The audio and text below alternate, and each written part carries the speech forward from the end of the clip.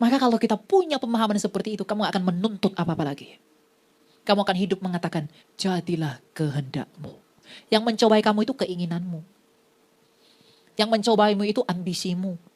Yang mencobai kamu itu apa harapan-harapanmu yang duniawi yang lahir dari sini. Bukan dari sini. Dalam Injil Matius 5 ayat 8, Yesus Kristus berkata, "Berbahagialah orang yang suci hatinya, karena mereka akan melihat Allah." Tetapi, apa sebenarnya arti hati yang suci? Dalam khotbah ini, Elia Myron menjelaskan makna ayat ini yang bisa mengubah cara kita hidup. Ya shalom, Bapak Ibu. Ya hari ini kita akan belajar satu yang baru. Kalau tadi kita belajar berbahagialah orang miskin di hadapan Allah, maka hari ini kita akan belajar dari Matius 5 ayat yang ke-8. Tadi kita belajar ayat yang ketiga, berbahagialah orang miskin di hadapan Allah. Kalau sekarang kita akan belajar ayat yang ke-8, berbahagialah orang yang suci hatinya, karena mereka akan melihat Allah. Berbahagialah orang yang suci hatinya, karena mereka yang akan melihat Allah. Allah hanya bisa dilihat oleh orang yang suci hatinya. Orang yang suci hatinya, orang yang seperti apa? Dalam kehidupan rohani, dalam menjadi seorang Kristen, kasih itu ada banyak. Tapi kita bagi jadi dua. Ada kasih dari akal budi dan kasih dari jiwa. Kasih dari jiwa dan kasih dari akal budi itu berbeda. Sama-sama diperlukan. Tapi puncak dan tujuan iman Kristen itu adalah kasih dari jiwa. Kasih dari akal budi adalah kasih yang timbul dari pemahaman moral dan perintah. Ketika kita misalnya harus berbuat baik kepada orang lain karena Tuhan perintahkan. Ketika kita melihat orang mengalami pencurian, lalu kita kasihan, itu kasih dari akal budi. Dan meskipun begitu, tidak semua orang memiliki kasih dari akal budi itu. Tapi ada kasih yang lebih penting, yang sebenarnya menjadi tujuan kehidupan orang Kristen. Adalah kasih dari jiwa, kardia. Kasih dari jiwa itu adalah kasih yang dimiliki Kristus. Kasih dari jiwa itu dia mengasihi bukan karena diperintahkan, tapi dia mengasihi karena dia memang hidup di dalam kasih itu. Kasih yang dari jiwa itu tidak lagi mencintai, tidak lagi mengasihi karena melihat keunggulan. Kasih dari jiwa itu tidak lagi mengasihi karena melihat kehebatan. Tapi kasih dari jiwa itu adalah kasih yang tulus, yang bahkan kasih itu tidak karena melihat kehebatan orang lain, tapi kasih dari jiwa itu justru timbul ketika melihat kekurangan orang lain. Kasih dari jiwa itu akan mengorbankan dirinya, dan kasih dari jiwa itu tanpa syarat. Orang yang memiliki kasih dari jiwa inilah orang Kristen itu. Kristus itu adalah pribadi yang memiliki kasih dari jiwanya. Ia berduka untuk segala sesuatu. Ia menangisi Yerusalem. Ia mengampuni yang menyalibkannya. Ia menangis bagi orang yang menderita. Ia menangis bagi orang jahat. Maka orang yang menjadi Kristen yang memiliki kasih dari jiwa, bahkan ia bisa menangis ketika melihat orang jahat. Ia akan kasihan kepada orang jahat. Bukan hanya mengampuni orang jahat, tapi dia kasihan kepada orang jahat itu. Bukan hanya dia mengampuni orang yang berbuat jahat kepada dia, tapi dia kasihan bahkan menolong orang yang berbuat jahat itu. Itulah kasih dari jiwa. Itulah kasih yang ada dari ilahi. Nah itulah sebenarnya tujuan kita menjadi seorang Kristen. Yaitu menyatukan pikiran kita dengan hati. Agar kasih yang di dalam jiwa ini juga timbul di dalam pikiran. Sehingga kasih itu adalah kehidupan seorang Kristen. Karena kasih itu, karena Allah itu adalah kasih. Kasih yang orang yang memiliki kasih dari jiwa itu akan mengasihi musuhnya. Bukan karena diperintahkan tapi karena dia melihat Allah di dalam orang itu. Ini sulit, sangat sulit. Bahkan mungkin satu di antara kita pun belum tentu ada yang punya. Kasih dari jiwa. Tapi kasih dari jiwa inilah yang Tuhan inginkan dalam setiap hati kita. Makanya keselamatan itu bukan status hukum saja, tapi keselamatan itu adalah transformasi manusia. Bagaimana kita menjadi serupa dengan sama dan memiliki hati seperti hatinya Tuhan itu. Kalau kasih dari akal budi, kita akan bersikap baik kepada orang yang baik. Kasih dari akal budi itu kita akan menolong orang yang menolong kita. Kasih dari akal budi itu kita akan menyenangkan orang yang menyenangkan kita. Tetapi kasih dari jiwa tidak seperti itu. Kasih dari akal budi itu berdasarkan pikirannya, pertimbangan moral, pertimbangan logika, pertimbangan pikiran, itulah kasih dari akal budi. Oh iya ya, dia kan miskin, dia kan kecil, ya udah deh aku kasih uangku deh. Oh dia kan, nah itu kasih dari akal budi. Tapi kasih dari jiwa itu akan melihat semua orang itu patut dikasihani, bahkan dirinya sendiri. Karena apa? Dia melihat keindahan ciptaan Allah di segala sesuatu, tapi pada saat yang sama orang yang memiliki kasih dari jiwa juga melihat dosa, melihat penderitaan, melihat masalah, melihat semua yang berat, sehingga dia akan berduka cita untuk semua hal. Dia akan menangis karena perang yang terjadi di sana. Dia menangis karena anak yang kelaparan. Dia akan menangis terhadap hewan-hewan yang tertindas. Dia akan menangis dengan semua orang yang bahkan belum mengenal Tuhan. Ketika dia melihat ada orang baik tapi belum mengenal Kristus, dia akan berduka karena melihat orang seperti itu. Itulah orang yang memiliki kasih dari jiwa. Kasih yang tulus, kasih yang mengerti Allah, kasih yang mengerti tujuan Allah di dalam setiap manusia, dan kasih yang mengerti untuk apa manusia itu sejatinya diciptakan. Itulah tujuan kita menjadi orang Kristen. Kita harus memiliki kasih dari jiwa itu. Makanya dikatakan, para bapak gereja kita mengatakan, orang yang mengenal Allah adalah orang yang akan menangis bagi seluruh dunia. Orang yang akan melihat dirinya, melihat Allah, melihat sesamanya, dan melihat seluruh ciptaan. Inilah yang harus kita perjuangkan. Kasih dari akal budi dikatakan itu baik dan perlu, tetapi tujuan kehidupan rohani itu agar tuh pikiran dan kasih dari pikiran itu ke hati turun sehingga kita hidup dalam kasih-Nya ilahi. Sehingga kita tidak lagi mengasihi karena mempertimbangkan, tapi kita mengasihi karena kasih itu ada di dalam hati.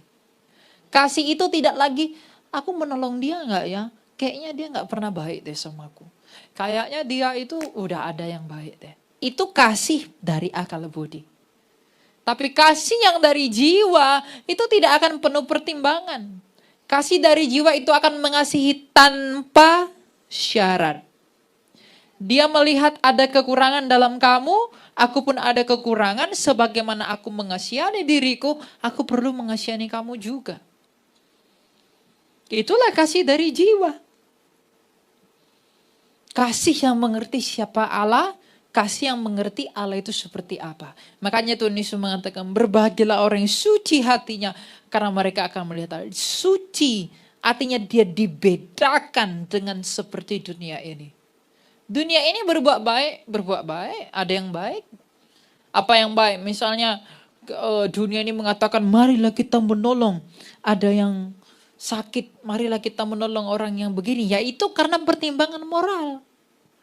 Nah, orang yang memiliki kasih dari jiwa tidak akan mengasihi orang itu karena pertimbangan moral. Dia akan mengasihi orang itu karena hatinya penuh dengan kasih yang batin itu. Tidak lagi mempertimbangkan.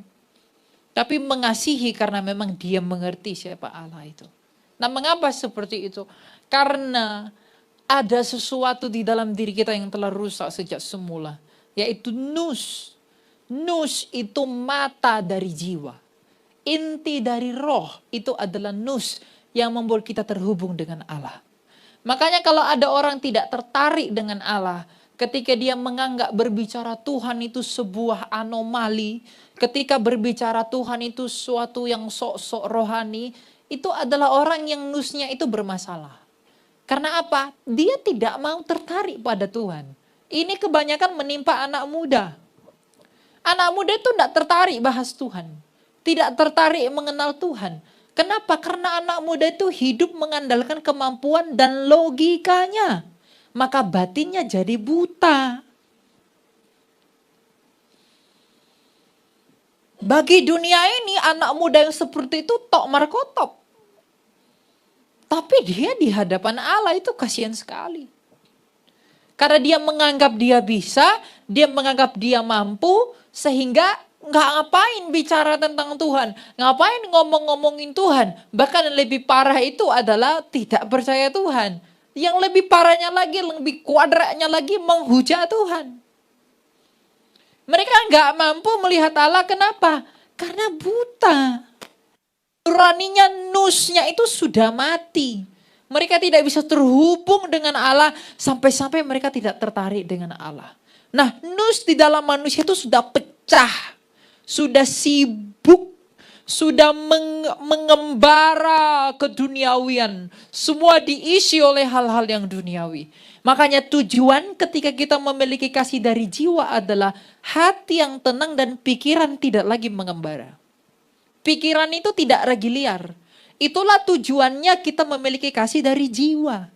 Karena kasih dari jiwa itu akan menguduskan pikiran. Sehingga Kristus yang diam di dalam jiwa kita itu akan membatasi pikiran kita untuk mengembara kemana-mana. Tapi telah menunjukkan tujuan kita yang pasti hanya di dalam Tuhan itu. Jadi orang yang memiliki kasih dari jiwa yang Kristus ada dalam hatinya, pikirannya tidak lagi mengembara. Pikirannya akan fokus di dalam Tuhan. Sehingga hidupnya mau berkatnya bertambah, mau dia kehilangan apapun, dia tetap fokus dalam Tuhan. Itulah yang Tuhan katakan, aku akan memberikan kelegaan kepada jiwamu. Itu adalah tentang bagaimana kita tetap berdiri sama, meskipun segala sesuatu terjadi di sekeliling kita. Nah, kalau hidupmu masih dipengaruhi oleh keadaan-keadaan yang ada di sekelilingmu, uangmu bertambah atau ada yang kehilangan di dalam dirimu lalu kamu terpengaruh dengan itu, berarti kamu belum mengenal Allah. Hidup tidak dipengaruhi oleh keadaan sekelilingmu, tapi hidupmu sejatinya ditentukan oleh penyertaan Allah itu. Nah, orang yang memiliki kasih dari jiwa akan mengerti penyertaan Allah bahkan di dalam keadaan yang terpuruk sekalipun. Nah, ada orang gak bisa melihat Allah bekerja melalui masalah. Ada orang gak bisa melihat Allah bekerja melalui penyakit. Ada orang gak bisa melihat Allah bekerja melalui pergumulan, melalui kebangkrutan, melalui kesakitan. Orang membuat ngeframe Allah bahwa Allah itu bekerja dalam hal yang enak-enak aja. Allah bekerja pada hal yang besar. No.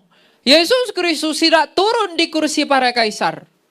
Dia tidak duduk di atas tahta para raja. Dia tidak mengatakan berita kebangkitan, berita kelahiran tidak diberikan kepada orang besar.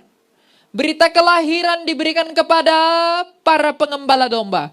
Berita kebangkitan diberitakan kepada para perempuan dulu. Tidak kepada orang besar. Artinya kebesaran Allah itu tidak pernah diperkenankan pertama sekali kepada mereka yang besar. Tapi kepada mereka yang kecil yang dianggap hina. Makanya Tuhan membuka beatitude dengan berkata apa? Berbahagialah orang miskin di hadapan Allah. Jadi kalau kamu ikut Tuhan membayangkan sesuatu yang besar-besar, salah. Bukan itu tujuan mengikut Tuhan. Tujuan mengikut Tuhan adalah mendapatkan sesuatu yang tidak terlihat dalam nuranimu. Sehingga yang tak terlihat itu akan menolongmu untuk menghadapi yang kelihatan ini. Itu tujuannya. Makanya saya katakan di khotbah yang kedua, yang terpenting mengikut Tuhan bukan tentang apa yang akan tambah dalam hidupmu. Bukan tentang apa yang akan keluar. Tapi tentang bagaimana kamu memaknai apa yang bertambah, apa yang keluar, melihatnya dalam sudut pandang ilahi. Tapi bagaimana kita bisa mengerti itu dari sudut pandang ilahi kalau kita tidak mencari yang ilahi dan kita tidak terhubung dengan yang ilahi. Sehingga ada orang yang kepahitan dengan Tuhan, ada orang yang marah dengan Tuhan, bahkan ada orang yang menyangsikan meragukan Tuhan. Itu parah itu. Orang yang, aduh Tuhan itu kamu ada enggak sih Tuhan? Tuhan kau tuh sebenarnya Tuhan apa sih? Dia mempertanyakan kepada Tuhan. Ya saya nggak ngerti kenapa dia bertanya seperti itu. Karena dia mengandalkan dirinya. Nusnya itu tidak hidup. Nah karena rusaknya tadi mata rohani kita itu, kita lebih banyak hidup di sini. Kita tidak lebih banyak hidup di hati. Sehingga ketika kita lebih banyak hidup di pikiran, semua yang kita lakukan ini itu berdasarkan pikiran yang tercemar oleh dosa. Bahkan permintaan kita kepada Allah bukan dari hati tapi dari pikiran. Kita meminta sesuatu karena pertimbangan pikiran kita, bukan karena pertimbangan hati kita. Padahal hikmat Amsal mengatakan, jagalah hatimu dengan segala kewaspadaan karena dari situlah hidupmu dipancarkan. Kristus datang mentransformasi hati, mengubahkan hati, bukan yang lain-lain. Tuhan mengizinkan engkau terluka itu untuk membentuk kerendahan hatimu. Tuhan mengizinkan engkau punya masalah itu untuk melecuti kesombonganmu. Tapi kamu katakan aku tidak diberkati, padahal itulah berkat terbesar yang kamu terima. Tapi kenapa orang merungut-rungut? Karena tidak melihat yang benar itu apa. Dia lebih peduli kepada uang yang banyak untuk menyombongkan dan menambahkan keangkuhannya daripada kerusakan yang merendahkan hatinya. Dia lebih suka pada hal yang besar demi dia bisa angkuh daripada hal yang kecil demi kerendahan hatinya. Itulah manusia. Buktinya manusia hidup dalam pikiran seperti itu. Karena manusia hanya memikirkan yang di sini, tidak yang di sini. Makanya kasih dari akal budi dengan kasih dari jiwa itu beda. Sulit memperoleh, sulit. Itu tidak bisa diusahakan. Itu hanya bisa datang oleh anugerah Tuhan. Gak bisa itu diperoleh dengan usaha apapun. Itu hanya diberi oleh Tuhan. Dan orang yang memiliki kasih dari jiwa itu akan menjadikan hatinya sebagai pusat doa. Makanya kalau kita lihat para bapak gereja, kemudian para murid-muridnya Rasul itu, mereka berdoa tidak dengan kata-kata, mereka berdoa dengan keheningan. Mereka diam saja dalam hati berdoa. Karena apa? Doa mereka itu menjadi pusat. Ingat, doa itu bukan karena indahnya kata-kata Bapak Ibu. Doa itu adalah tentang bagaimana kamu diam, bagaimana kamu mendengar, bagaimana kamu memahami semua peristiwa dalam hidupmu dari sudut pandang Allah. Kamu berusaha memahami lukaku, aku memahami dosaku, aku memahami kesakitanku, aku memahami penyakitku, aku memahami kekecewaanku. Itu dari sudut pandang Allah. Oh ternyata semuanya baik ternyata buat aku. Maka kalau kita punya pemahaman seperti itu, kamu gak akan menuntut apa-apa lagi. Kamu akan hidup mengatakan, jadilah kehendakmu. Yang mencobai kamu itu keinginanmu. Yang mencobaimu itu ambisimu. Yang mencobai kamu itu apa? Harapan-harapanmu yang duniawi yang lahir dari sini. Bukan dari sini. Ya kan? Kamu mau rumah 6.000 meter, cuma dapat 20 meter, protes. Kamu mau mobil 10 miliar, cuma dapat 500 juta, protes. Tuhan tidak memberkati. Enggak sulit bagi Tuhan kasih kamu mobil 10 miliar. Tapi karena dia tahu mobil 10 miliarmu itu akan buat kamu sombong dan binasa, dia enggak kasih itu. Tapi kamu cari kesombongan, kamu enggak mau cari kerendahan hati. Karena apa yang kita cari bukan kerendahan hati kok. Yang kita cari yang dari sini, yang sia-sia itu. gimana aku dipuji, gimana aku disegani, gimana aku ditakuti, maka aku bangunlah kerajaanku sendiri. Tuhan tidak begitu. Tuhan pedulikan gimana ya anakku ini selamat. Yang kita pedulikan adalah hal-hal, yang kita minta adalah hal-hal mendukung kesombongan kita. Yang kita minta kepada Tuhan adalah hal-hal yang membuat kita semakin sombong. Ketika Tuhan tidak berikan, itu adalah kebaikan Tuhan agar kita terhindar dari kebinasaan. Tapi ketika Tuhan tidak berikan itu, dia sedang melakukan yang baik, tapi kita sangka Tuhan melakukan yang jahat kan? Itulah kebutaan. Makanya kita ini semua sakit. Kita ini penuh dengan sakit. Sakit yang luar biasa, sakit yang gak bisa memahami Allah. Gak bisa mengasihani diri. Oh, ternyata aku ini ya Tuhan buta sekali. Jangan buru-buru kasihani orang kalau kamu gak kasihani dirimu. Kasihan ya dia gitu. Kasihani juga dirimu. Kasihan ya saya. Makanya ketika Tuhan tersalib di Kalvari, jangan tangisi Tuhan. Tangisi dirimu yang menjadi alasan Tuhan demikian. Sayalah alasan mengapa Tuhanku terpaku di Kalvari. Sayalah alasan mengapa Tuhanku telah disesah. Sayalah alasan mengapa Tuhanku telah mengalami semua yang buruk demi kasih dan pengorbanannya bagiku. Maka aku tak perlu menangisi Tuhanku. Karena Tuhanku tidak menangisi dirinya, justru ia menangisi saya. Kalau saya menangisi Tuhan, saya tidak menangisi saya diri sendiri, saya ini tidak tahu diri.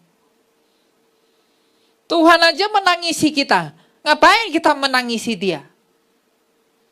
Kita yang harus kita tangisi. Oh, akulah Tuhan, alasan mengapa engkau menangis. Yerusalem adalah alasan mengapa Tuhan menangis.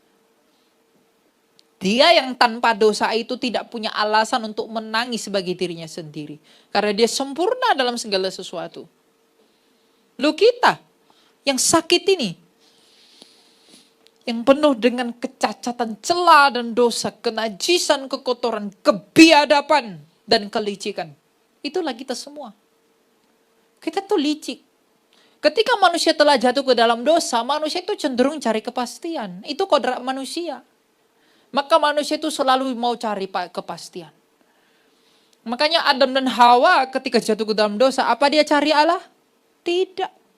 Dia ambil daun pohon ara, dia tutupi dosanya sendiri. Agar dia dipastikan tidak ditemukan telanjang. Itu kodratnya manusia. Manusia itu cenderung cari kepastian. Itulah yang salah. Jadi kita mengusahakan semuanya demi kepastian. Mana ada kepastian di tengah dosa? Kita pasti dapat rumah besar, tapi apakah rumah itu selamatkan kamu? Apakah rumah itu bisa tetap berdiri? Datang gempa bumi itu retak-retak gimana? Manusia cari kepastian, beli mobil yang teknologinya ini. Oh, dia dijunggir balikkan angin kencang gimana? Tapi itu manusia mencari kepastian. Itulah yang salah.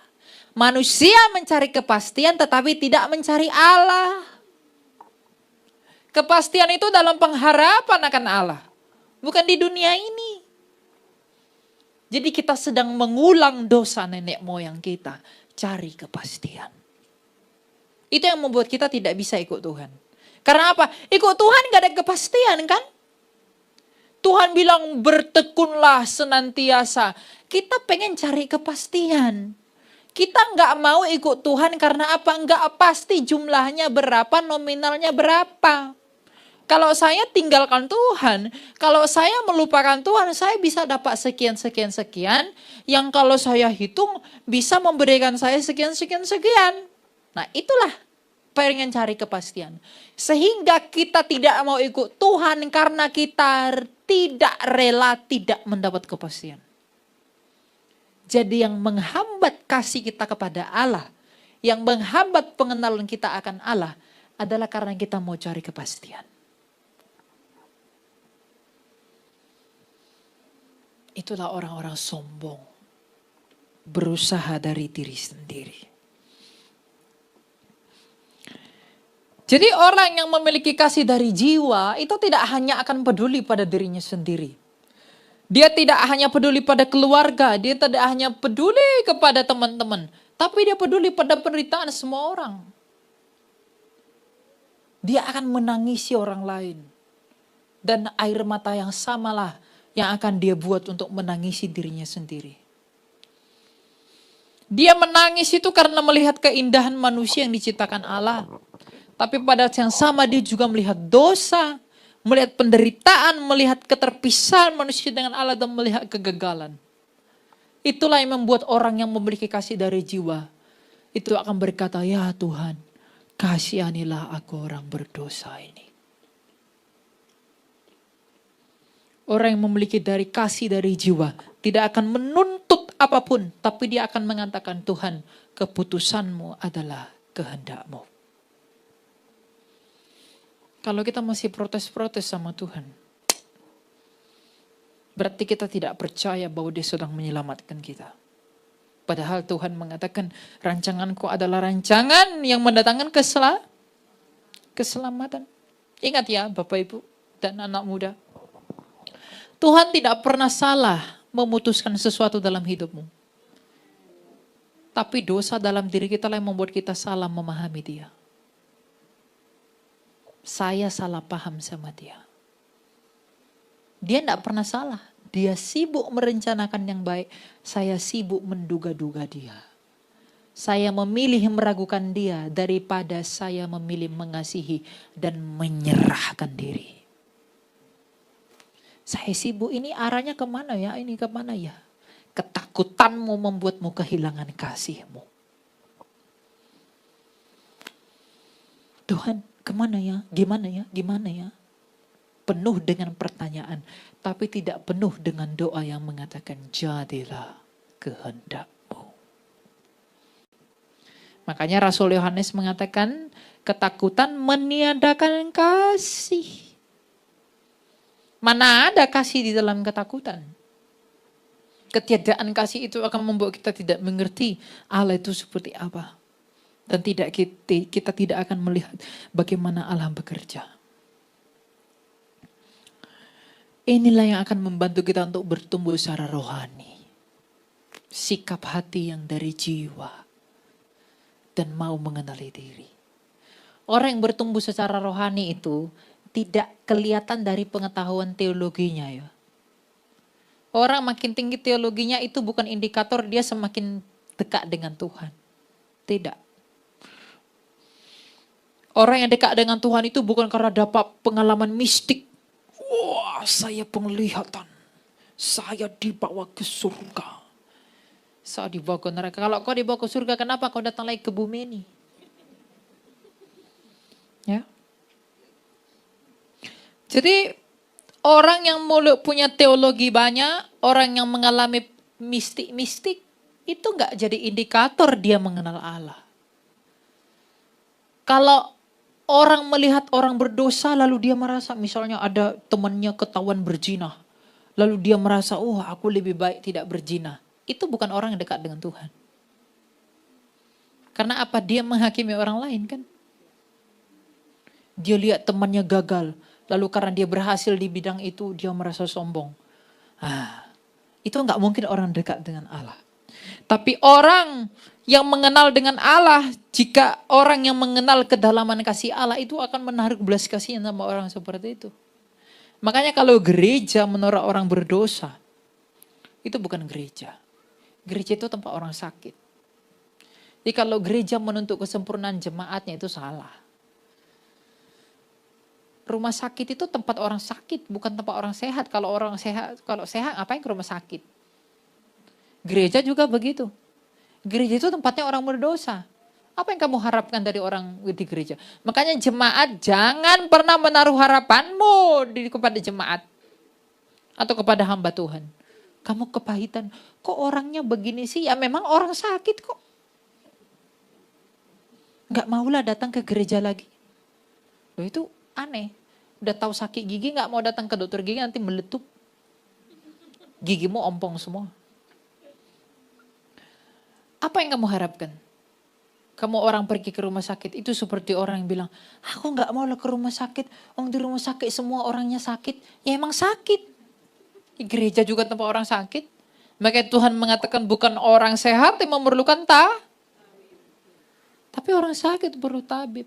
Jadi kalau kamu kepahitan nama gereja hanya karena orang-orangnya, lah itu masih kasih dari pikiran. Dia nggak ngerti.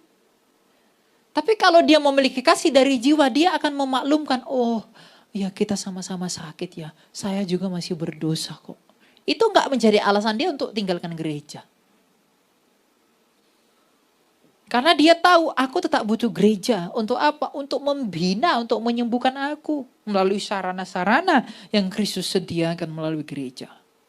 Bukan malah lari dari gereja. Orang sakit lari dari rumah sakit, ya mati di jalan. Begitu juga kita. Orang sakit malah lari dari gereja. Lo repot. Apalagi pindah ke masjid. Ya. Udah gak usah dipanjangin. Cukup di situ aja.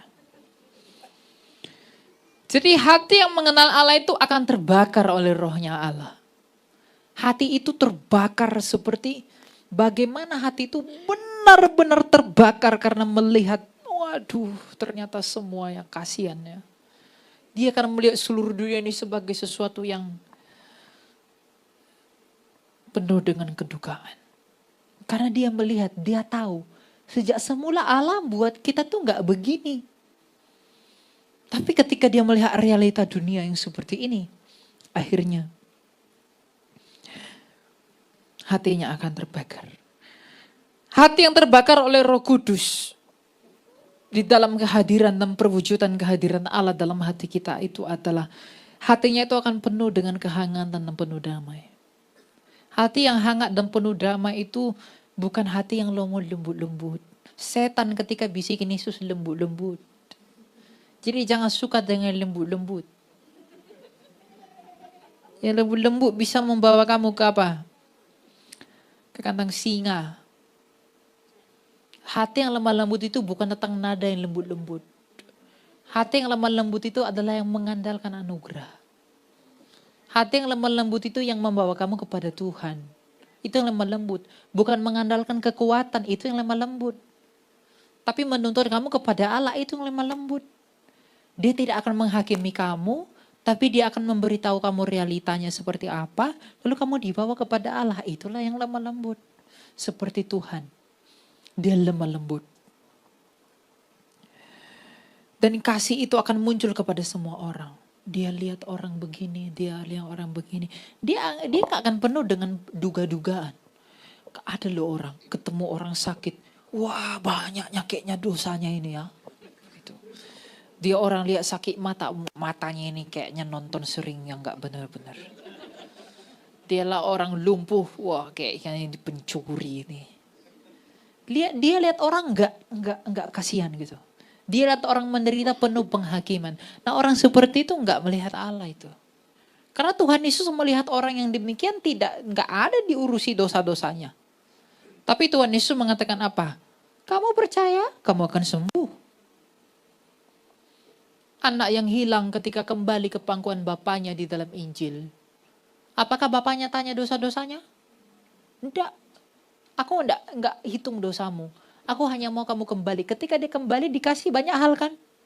Kembali kan. Senang bersuka cita bapaknya. Bapak di sorga juga kalau kamu kembali. Dia enggak sibuk dengan dosamu. Dia hanya mau kamu kembali. Ketika kamu dikasih tahu dosamu bagi dia Allah taunya apa? Enggak ada manfaatnya bagi Tuhan. Tapi ketika kamu kembali itu menunjukkan kamu sadar dosamu. Itulah yang Tuhan mau. Kasih dari jiwa itu akan menuntun kita kembali dengan Allah. Untuk bisa mengerti. Dan orang yang dekat dengan Allah itu akan ada kerinduan untuk berdoa. Dia akan rindu untuk berdoa. Nah kamu kalau malas berdoa, gimana? Doa itu adalah nafas bagi kita. Doa itu yang bisa membuat kita bisa terhubung dengan Allah.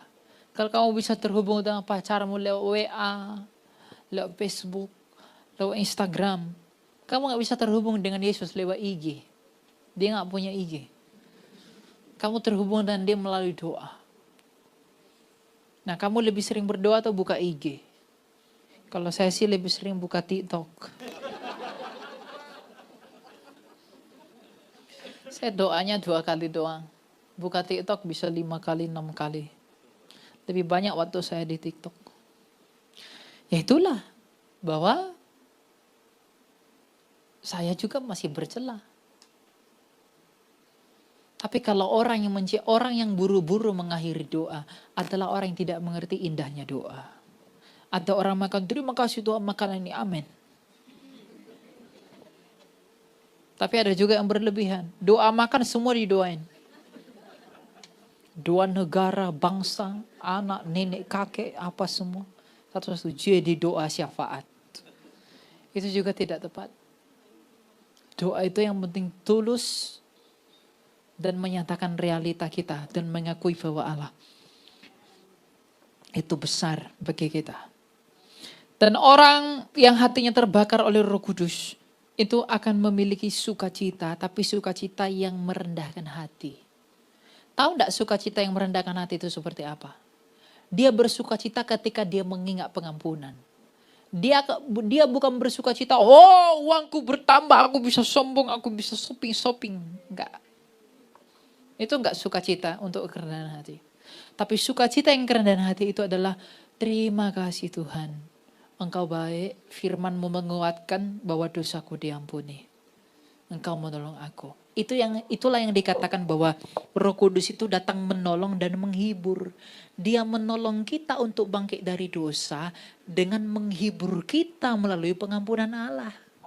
Roh Kudus itu menolong kita untuk keluar dari dosa dan menghibur kita tentang mengingatkan kita kembali akan pengampunan Allah. Itu yang menjadi kekuatan orang percaya. Jadi Roh Kudus itu menolong, Roh Kudus itu menghibur. Bukan menghibur kamu, tidak mengobati kamu, bukan. Kamu datang kepada dokter, lalu kemudian kamu datang kepada dokter lalu tiba-tiba dokter itu gelitikin kamu ketawa-ketawa. Apakah kamu senang? Tidak kan? Saya mana mau digelitikin, saya mau disembuhkan, diobati. Setelah saya disembuhkan, diobati, saya sembuh, itulah sukacita. Maka ketika kamu dengarkan firman Tuhan, bukan yang buat kamu ketawa yang penting.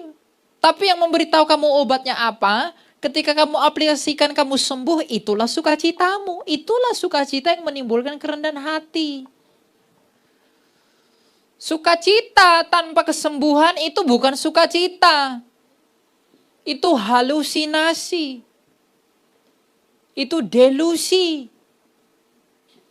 Dia ketawa-ketawa. Makanya jangan heran. Kadang kamu pulang dari gereja. Di gereja kamu ketawa-ketawa. Haleluya, haleluya. Tapi pulang kosong. Pulang sampai rumah gak ada isinya. Kenapa? Pelajaran apa yang kamu tahu? Aku gak ingat. Aku gak tahu. Karena apa? Karena tidak sungguh-sungguh. Makanya yang kamu butuhkan itu hanya obat. Yang lain-lain tuh kamu tidak butuhkan.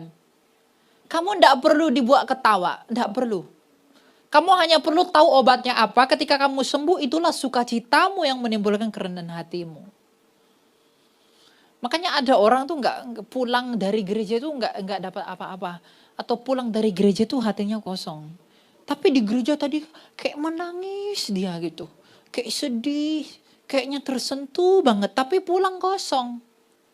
Berarti air mata buaya. Bukan air mata beneran. Air mata yang hanya air mata, tapi bukan air mata karena dia sadar dirinya. Dia air mata mungkin karena alunan lagu. Dia air mata karena temannya nangis. Lalu dia bayangkan, aduh pacarku udah LDR 20 tahun gak pernah ketemu. Lalu dia menangis. Jadi bukan karena dia mengerti dirinya. Tapi dia bayangkan yang lain-lain. Dia menangis. Oh, semua orang bisa nangis. Ada yang nangis karena nggak dapat sesuatu. Ada yang nangis karena dia tahu dirinya. Nah, makanya Tuhan berkata, berbagai orang suci. Orang yang suci hatinya adalah orang yang selalu dimurnikan. Hati itu dimurnikan oleh apa sih? Air mata. milikilah air mata. Air mata yang tahu dari dirimu. Orang Kristen tanpa air mata itu hatinya itu nggak mungkin disucikan. Karena air mata lah bukti remuknya jiwa, remuknya hati. Dan itu akan menyuci hati kita. Air mata itu akan merendahkan diri kita. Air mata itu akan menyadarkan kita.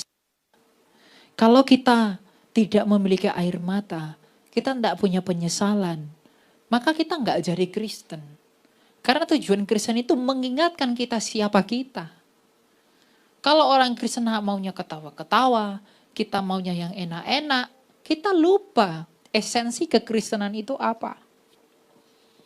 Maka jaga hatimu, jaga doamu, jaga kemurnianmu, jaga panggilanmu. Pulang dari tempat ini koreksi dirimu. Oh ya Tuhan, aku ternyata dendam ya sama ini. Aku ternyata kepahitan sama ini.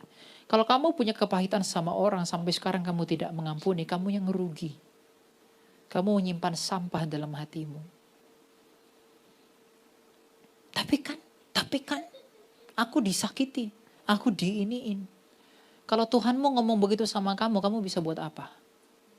Yesus yang tidak berdosa telah diperlakukan lebih buruk daripada kamu yang berdosa. Kita layak menerima yang buruk. Kita berdosa. Dia tidak layak. Dia mengampuni enggak? Kalau dia saja yang tidak berdosa mengampuni, siapa kamu dan saya yang berdosa tidak mau mengampuni? Selalu lihat kepada Tuhan. Jangan lihat dari manusia, lihat kepada Tuhan. Kalau Tuhan memperlakukan yang kulakukan ini kepadaku, mungkin aku selamat? Tidak mungkin.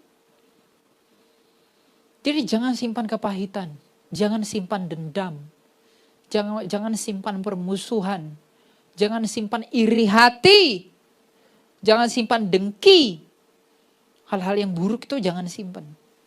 Agar apa? Agar kamu bisa melihat Allah. Dan bagaimana membuang iri, dengki, kesombongan macam-macam itu? Air mata. Bersihkan hatimu dengan air mata melalui penyesalanmu. Oh Tuhan, aku telah berdosa. Aku telah bodoh. Aku telah iri hati. Ampunilah aku. Yesus Kristus, Tuhanku yang benar. Ketika kamu berdoa begitu setiap hari, kamu akan melihat kedamaian yang tak pernah kamu dapatkan. Rasa tenang, ingat ya, kebahagiaan itu bukan status benda. Kebahagiaan itu status batin. Sebanyak apapun yang kamu buat, kamu gak bisa bahagia. Orang bilang, uang bisa memberi kebahagiaan. Mana ada orang uang bisa memberi kebahagiaan. Uang justru makin menyiksa kamu. Uangmu makin banyak, bankmu bermasalah, panik kan kau. Uangmu makin banyak, emasmu kau tumpuk banyak, perang-perang di sana kemari, emas mengalami harga naik, kamu senang. Perang selesai, kamu panik kan. Karena di mana hartamu berada, disitulah hatimu berada. Jadi kalau orang pikir makin banyak uang makin bahagia, salah. Kau makin menderita. Karena apa? Cinta akan uang itu salah. Uang itu tidak pernah salah. Kalau dia jadi hamba, dia benar. Tapi kalau dia jadi tuan, nah repot. Nah orang yang mengenali Allah tidak akan meletakkan harapannya pada jumlah. Tapi dia akan meletakkan harapannya pada Allah. Dan dia akan mengerti Allah itu apa sih yang kamu mau Tuhan dalam hidupku hari-hari ini. Makanya kadang-kadang baca itu tulisan-tulisan Rasul. Buka Alkitabmu. Baca tulisan Paulus. Biar kamu tahu kehidupan Paulus itu seperti apa. Sehingga kamu gak akan punya ekspektasi apa-apa ikut Yesus. Dengan demikian ketika kamu ikut Yesus, kalau ada pun berkatmu ditambahkan Tuhan, kalau kamu pun dibuat sukses oleh Tuhan, kamu tetap menjaga hatimu. Dengan demikian kamu gak akan sombong. Karena motif ikut Tuhan itu udah benar. Bukan yang lain-lain. Jadi cek kembali ke dalam hati. Lihat kembali ke dalam diri. Kenapa aku mengikut engkau? Apa yang ku kejar? Bagaimana sikap hatiku dan apa yang kuperjuangkan dalam mengikut engkau? Tidak ada karunia yang paling besar dari Tuhan selain daripada kemurnian hati. Kalau hatimu sudah murni mengikut dia, engkaulah orang Kristen itu. Kalau belum, masih kotor-kotor, ada motivasi ini itu, minta kepada Allah agar dia memurnikan panggilan kita. Makanya gak heran, orang semakin dekat dengan Tuhan itu akan kelihatan makin susah. Oh iya. Kenapa? Karena semakin dimurnikan. Kalau sama iblis nggak makin susah, makin senang. Makanya kenapa ya ikut Tuhan itu makin susah? Kenapa orang-orang yang nggak ikut Tuhan di luar sana enak-enak? Ya iyalah, nggak mungkin iblis mengganggu temannya. Dia ganggu yang meninggalkan dia. Di iblis itu buat kamu tersiksa ketika ikut Tuhan. Tapi ketika kamu tekun dan setia sampai akhir, kerendahan hatimu sudah cukup, Tuhan tambahkan berkat ke dalam hidupmu, dan ketika itu ditambahkan, kamu akan jatuh dalam pencobaan lagi. Jadi Tuhan itu selalu baik. Dia persiapkan wadah hatimu dulu untuk menjadi rendah hati. Ketika kamu sudah sampai di tahap yang rendah hati itu, Tuhan tambahkan berkat, kamu gak jadi sombong. Tapi kamu menggunakan itu bagi kemuliaan Allah. Tuhan tidak anti dengan berkat dunia yang ada di dunia ini. Tapi yang dia lebih pedulikan adalah keselamatanmu. Maka hatimu persiapkan untuk menjadi wadah yang layak untuk menerima berkat Allah. Milikilah kerendahan hati, kerelaan hati, dan yang paling penting adalah berserah kepada kehendak Allah. Berserah bukanlah salah satu cara untuk hidup. Itu satu-satunya cara untuk hidup di tengah ketidakpastian dunia ini. Jangan cari kepastian dengan uang. Jangan cari kepastian dengan wanita. Jangan cari kepastian dengan laki-laki. Kalau orang cari kepastian dengan perempuan, tidak mungkin perempuan itu selingkuh. Kalau orang cari kepastian dengan pasangan, kenapa ada perceraian? Kalau kepastian dengan uang, mengapa ada orang jadi miskin? Kalau ada kepastian dengan kekayaan, kenapa ada orang bangkrut? Kalau kepastian dengan teknologi kesehatan, kenapa ada orang mati? Kalau kepastian dengan kepintaran, kenapa orang pintar mati? Tidak ada kepastian. Jadi jangan pernah tertipu, kamu bisa hidup pasti dengan yang ada di dunia ini. No. Jangan cari kepastian, cari Allah. Bukan kepastian. Kepastian ada dalam pengharapan. Tidak di dalam nafsu duniawi. Enak gak jadi Kristen? Yang bilang enak tuh saya ragu itu. Gak enak jadi Kristen. Mana enak jadi Kristen? Nah dalam hal inilah kamu dimurnikan. Kalau kamu masih tetap mau ikut Yesus, nah, itu modal awal yang baik. Jangan bangga dulu. Tapi kalau kamu udah tidak suka, bahaya. Udah di pinggir jurang itu. Ntar lagi jatuh ke bawah. Hati-hati, koreksi terus hatimu.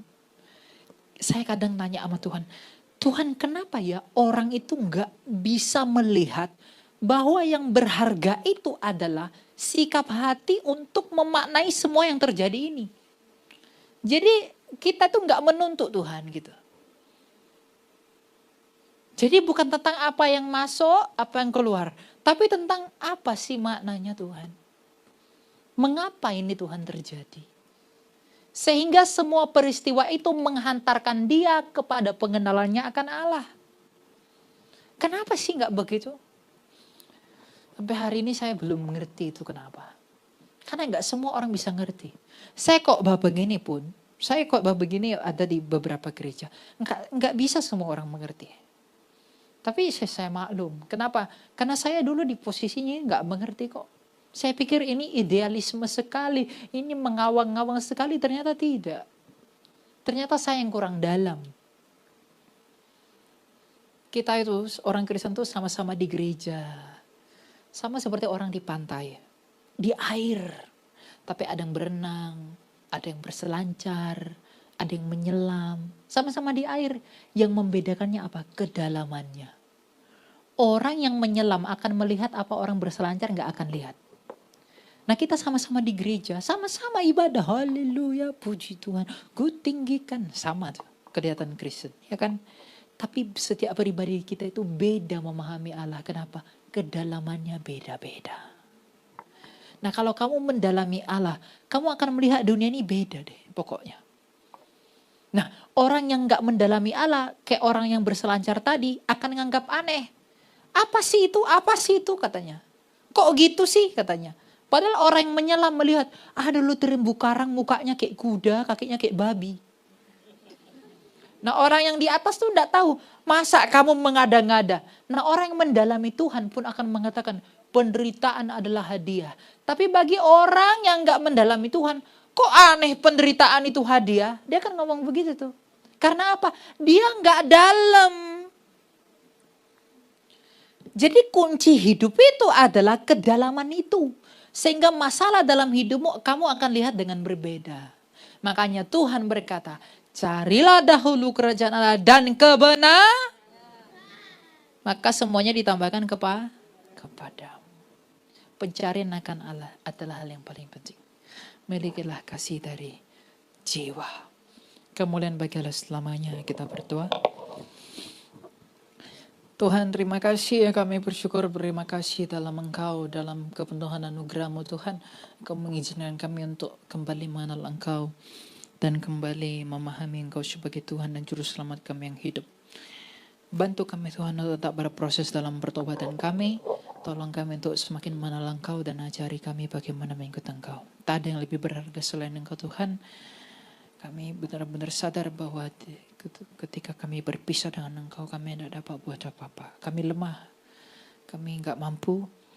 Tapi Tuhan berkenanlah untuk selalu menguatkan kami dan menolong kami dalam segala keadaan. Kami tahu Tuhan, segala sesuatu yang Engkau izinkan adalah baik bagi kami. Ajari kami untuk mengerti semuanya itu dengan baik, agar kami mengerti bahwa Engkau adalah Tuhan kami yang mengkehendaki keselamatan dalam hidup kami. Jagai kami dalam pulang kami, pelihara kami dalam hidup kami, hingga kami kembali nanti untuk datang kembali ke hadirat-Mu, agar dengan demikian hati kami penuh dengan sukacita yang melimpah, yang membawa kami kepada kerendahan hati, yang terus-menerus mengandalkan Engkau sebagai Tuhan kami. Betapa indahnya menyandarkan hidup kami kepadamu, wahai Engkau yang telah bangkit dari mati, Engkau yang berkuasa atas segala sesuatu. Sebenarnya tidak ada alasan bagi kami untuk meragukan Engkau. Tapi keinginan, pencobaan, dan hal-hal ambisi-ambisi kami membuat kami merasa tercobai.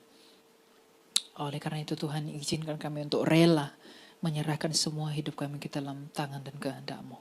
Dan untuk semua itu Engkau dipuji Tuhan kami Yesus Kristus, dengan Bapa-Mu yang mulia mengutus Engkau bagi dunia, Roh-Mu yang kudus yang kepadanya kemuliaan, hormat, dan terisagian. Amin.